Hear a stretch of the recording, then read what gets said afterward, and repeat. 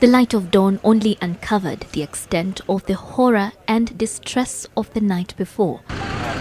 Burnt-out cars, charred clothing, scorched personal effects littering the road and the area where the trail of death started and ended.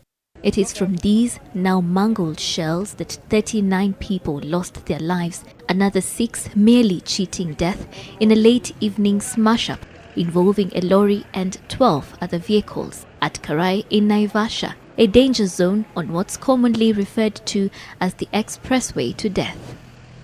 It is a script penned with the ink of grief, a scene too much to take in for many.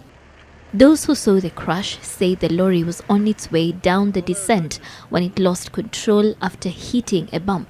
A Kanda registration number UAK 59C, ferrying inflammable material from Mombasa, possibly headed to Uganda, and while at a place called Karai, near Naivasha, this vehicle hit a bump and lost control, and it veered up to the other lane of oncoming vehicles. The fuel tankers are the ones that are required to use the Mai route. This one was a normal track that was actually where it had not broken any laws in being where it was.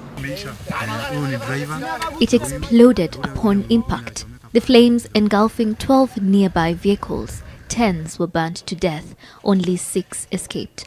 Among those killed were 11 GSU police officers assigned to the Presidential Guard based at State House.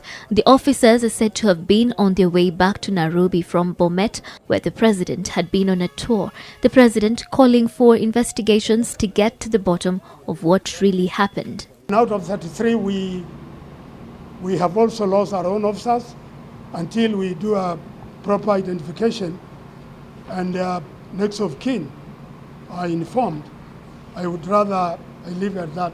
Of the 6 that were injured, 2 were discharged and 4 were brought to Nairobi, 3 in Kenyatta National Hospital, 1 in Nairobi Hospital with serious burns.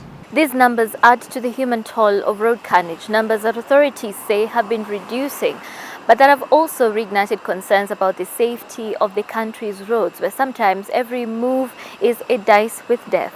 The rubber strips are meant to slow you down, so anyone driving will have hit the rubber strip first. In terms of signage, we do not have adequate signage, and that's a fact, and we'll be addressing that.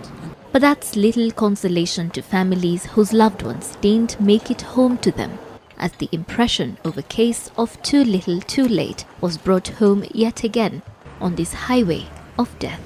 Sheila Sendeyo, NTV.